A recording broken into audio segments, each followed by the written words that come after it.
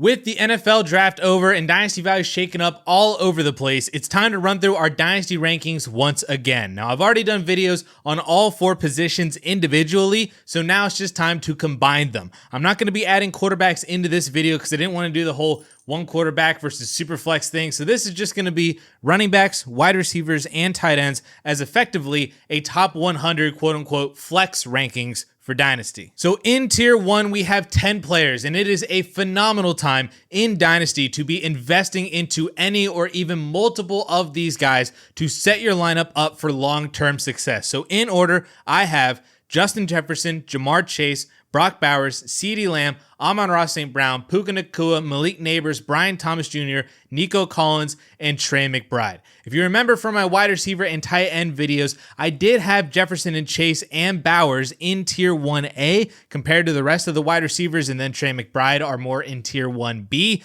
I do think that all of these guys are tier 1 players, very easily are tier 1 guys in Dynasty, but when you have Justin Jefferson, Ja'Marr Chase, or even Brock Bowers now, you just feel different because those guys do feel different. You're never out of a matchup when you have them. They can flip your scores in an instant, and you kind of also have a level of fear when you go against those guys, more so than you do the other players in this tier. They're just different players, man. But like I said, I want to be investing into as many of these guys as I can because they are tier 1 studs in every single Dynasty league with or without quarterbacks involved. Your goal should be to get as many of these players on your roster as possible, even if that means sacrificing your top running back talent, which in and of itself is an entire conversation that I'm going to get to in just a minute. Plus, I'm having a whole separate video that I'm already planning out already on that topic specifically. But invest into these players in tier 1, as many as you can in every single league. Tier 2 then is a smaller tier of 5 players. It's AJ Brown, Drake London, and then the top 3 running backs in Bijan Robinson, Ashton Jeanty, and Jahmyr Gibbs.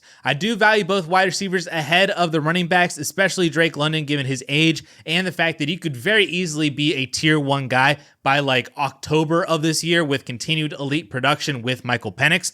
I am an AJ Brown apologist. I 100% admit that. I will not deny it. Everyone wants you to sell him right now, and his value has fallen a lot because he's turning 28 in a month, but I mean, he's just so freaking good that I don't want to sell him because he's going to be a potential top 5 fantasy wide receiver for probably 2 to 3 more years in this offense. I'm not giving that up right now. However, I do understand if you have the running backs over AJ Brown, especially from a value perspective, because AJ Brown can't really gain value in Dynasty anymore because of that age, but the 3 running backs can within the realm of Dynasty itself, or at the very least maintain just significant value as they should be probably the 3 most productive running backs in the league right now, all under 24 years old. The reason that I don't value them over AJ Brown and over Drake London or even have them in tier 1 is because they are running backs, and running backs in Dynasty are just inherently worse investments due to the nature of the position with injuries and shorter shelf lives. We got contract devaluing in the NFL itself, which also contributes to shorter shelf lives. And most importantly for me, you can find elite production at running back at way cheaper prices, way easier than you can at wide receiver. That is the basis of the whole other video that I am working on as to why I devalue running backs in Dynasty and why I don't build my rosters around them or even really with them at elite levels. I've pretty much come to terms with the fact that I'm never going to roster any elite running back because I will have traded them away for wide receivers, and that is what these rankings are reflecting. Again, this is an entirely separate video about roster construction and Dynasty strategy that I don't want to get too deep into here because we still have like 85 more players to rank in this video, but I do have one video from earlier this year talking through roster construction that I used with 2 championship teams in 2024 that I am working to transition all of my Dynasty teams into that same overall construction. I'll link that video right up here that you guys can check out after this one, and I will also be making more videos about that this summer as well. Back to the rankings though, tier 3 is another 10-player tier with a mix of running backs and wide receivers, starting with Jackson Smith-Njigba and Ladd McConkey. Then we get Omarion Hampton, Devon Achane, Travis Hunter, Ted McMillan, Marvin Harrison Jr., Jonathan Taylor, Garrett Wilson, and Rashee Rice. Now, I'm not going to dive specifically into any one player or why they are ordered this way within the positions. You can check out those videos in my rankings for those deep dives after this. Now, I'm not going to dive specifically into any one player or why they are ordered this way within the positions themselves. You guys can check out my rankings videos for those deep dives after this, but I do value Jackson Smith-Njigba and Ladd McConkey just a little bit more than I do Hampton and Achane because great wide receivers over great running backs in Dynasty for me. I think both wide receivers are very safe this year, and honestly, both guys probably outproduce Omari and Hampton this year because Najee is still in LA, and I feel more comfortable with their long-term value and production than Devon Achane given his injury history, Tua's injury history, and I don't even know if Achane finishes his rookie contract as the workhorse for Miami the entire time either, even if he and Tua are both healthy. However, I do think that both running backs are better than both rookie wide receivers and Marvin Harrison. If I were in a rookie draft right now, I would take Omari and Hampton before Travis Hunter and Tech McMillan, so it makes sense that I would value them this way in Dynasty overall. Achane has also proven enough to this point that he should be valued over, yes, higher ceiling rookie wide receivers, but they are still rookies nonetheless. And I include Marvin Harrison Jr. in that as well because he also has immense upside. We haven't seen it yet. I also don't think that we're going to see it this year. I don't think the breakout is in year 2, maybe in year 3. And I just rather have the production of Achane right now versus not much production in Marvin Harrison Jr. As for JT, Garrett Wilson, and Rashee Rice, we've seen the upside and production ceiling from all three, but I trust the situation of Jonathan Taylor just a little bit more than I do Wilson and Rice right now, and he's certainly been more productive than both for the past couple of years. JT is a couple years older than both, but this is an instance where I'm just going to take the running back production over the possible what-ifs at the wide receiver. Tier 4 then is just T. Higgins and Saquon Barkley. If you watched my running back and wide receiver rankings videos, you know that I didn't really know where to put them in those videos among the rest of the running backs and wide receivers. And the same thing is still true here. Higgins is great when healthy. He's still only 26 years old, but he has issues of his own with being unreliable with injuries, unreliable with production, even when he is healthy sometimes, and even his new contract extension didn't provide the most trustworthy foundation from the Bengals organization either. Saquon is obviously coming off of the fantastic 2024 season with Philadelphia, and while I don't think that he's going to rush for 2,000 yards again in 2025, that doesn't mean that he still can't be a top 3 guy this year or even the RB1 overall again. His age is really what's killing him here for Dynasty, and if he gets hurt at that age, it's extremely hard to recover from a value standpoint. I mean, just look at Christian McCaffrey's fall from May 2024 to May 2025.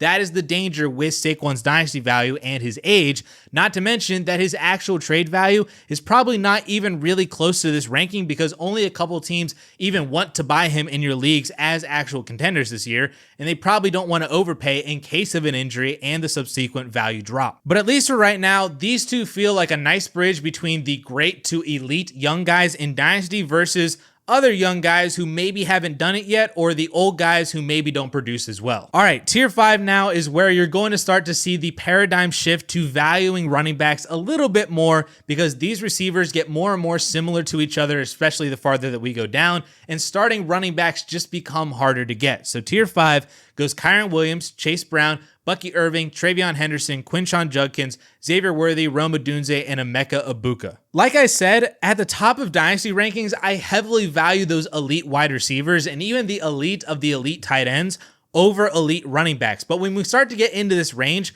I'm just going to take very good back-end fantasy RB1s or even high upside RB2s over these more like top 24 wide receivers. These wide receivers have upside for sure, but Worthy may not be the wide receiver 1 on his team with Rashee Rice back. Odunze could break out this year, or with the additions of Colston Loveland and Luther Burden, he may not get enough targets to even break out. And Egbuka is the wide receiver 3 on his own team right now that hopefully the path clears up in 2026. These guys are great young wide receivers with long-term promise, but I'm just going to take running backs that I know are going to produce in Kyren, Chase Brown, and Bucky Irving, or I'm going to go with the upside of the 2 rookies from Ohio State. Tier 6 is another small tier of George Kittle, Chuba Hubbard, and Breece Hall. Now, I know that my biggest hot take from the rankings videos by far, according to the comment section, was Chuba Hubbard over Breece Hall. I got yelled at in February for having Breece in my top 5. Then I got yelled at in May for having Breece outside the top 12, so I can't win either way. But I am very in on Chuba Hubbard this year as the bell cow for the Carolina Panthers. And I think that George Kittle is primed for another 1,000-yard season in an improved 2025 Niners offense, entering his more Travis Kelce extended prime years for the next 2 to 3 seasons, even though he already is past the 30-year-old age cliff. Plus, having a top 3 tight end is probably better than having a top 15 running back just because of the positional scarcity, not to mention that Kittle just straight up outproduced Breece Hall last year too. So while all 3 guys are in the same tier, whatever the order is for you guys, I don't necessarily care, but I do kind of slightly prefer George Kittle for the onesie positional scarcity at the tight end position, and I do have a little bit more trust in the Chuba Hubbard and the Panthers offense than I do Breece Hall coming off of last year. Tier 7 is a weird tier because it's half old guys and then half young guys. So we have Christian McCaffrey, Josh Jacobs, Derrick Henry, TJ Hawkinson, Colston Loveland, Tyler Warren, and Sam Laporta. This is a very team direction based tier here because if you are competing this year and also ideally next year, you probably want the older but still very, very productive running backs.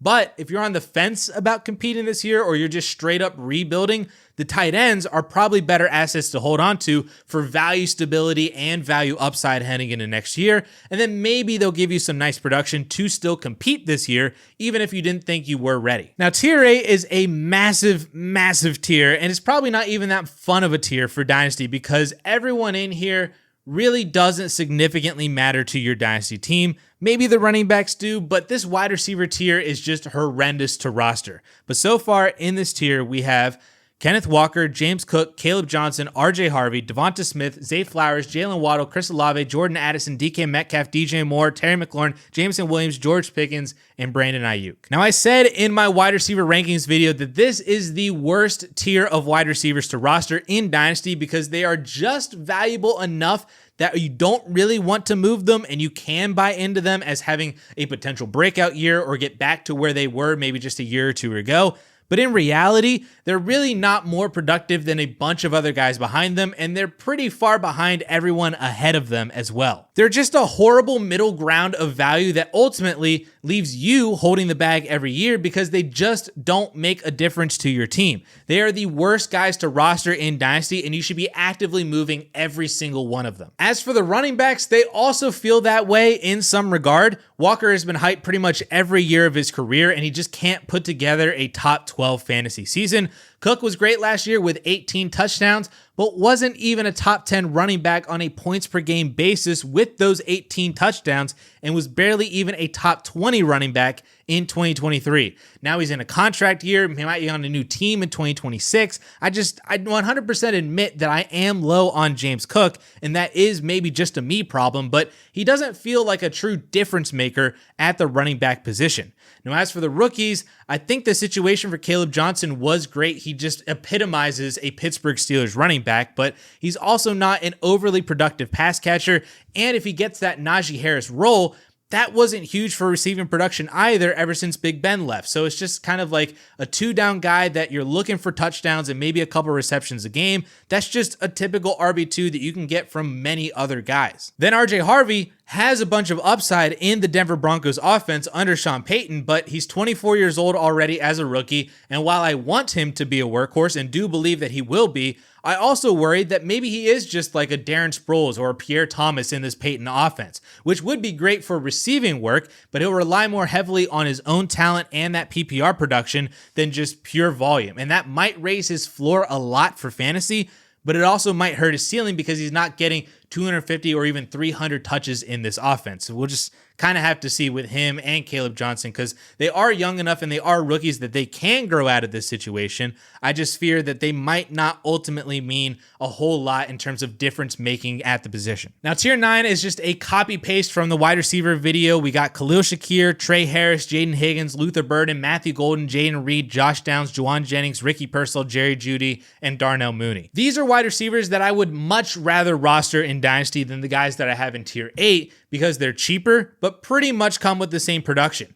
Actually, in my wide receiver video, I called this tier generic painkillers versus the brand name kind of Advil. So that's kind of what you get with the wide receiver position from these guys versus some of the guys that, yeah, are a little bit better or maybe more secure in their roles and their offenses, but on a point per game basis, on a week to week basis, you're not going to notice a massive difference between any of these guys, if any difference at all. Tier 10 then is another huge tier that I'm not going to read off the names individually, but it's all of the old guys at all three positions that are still pretty productive. We have guys like Mike Evans, Devontae Adams, Chris Godwin, and Tyreek Hill at wide receiver, Kamara, Mixon, Connor at running back, Mark Andrews, and Travis Kelce at tight end. If you're pushing 30 years old or even over 30 years old and you're still very productive, but not like elitely productive, like a Derrick Henry or something like that, then you're probably in this tier as really contender-only pieces. And tier 11 then rounds out my top 100 flex players with more names that are pretty gross for Dynasty and do feel like contender-only pieces for the most part, minus like a couple of these names.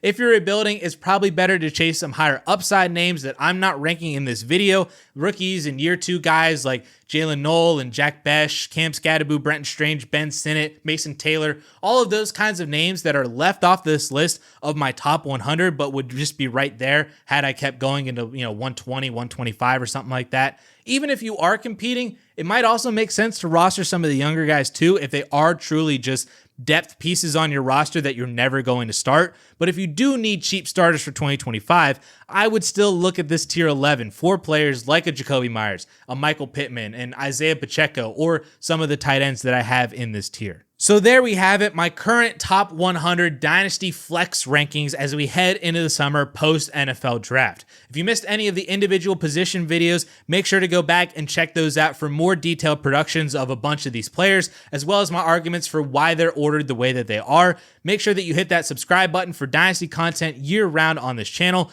Let me know down in the comments whether you agree or disagree on any of these rankings, but we'll catch you guys in the next video. Peace.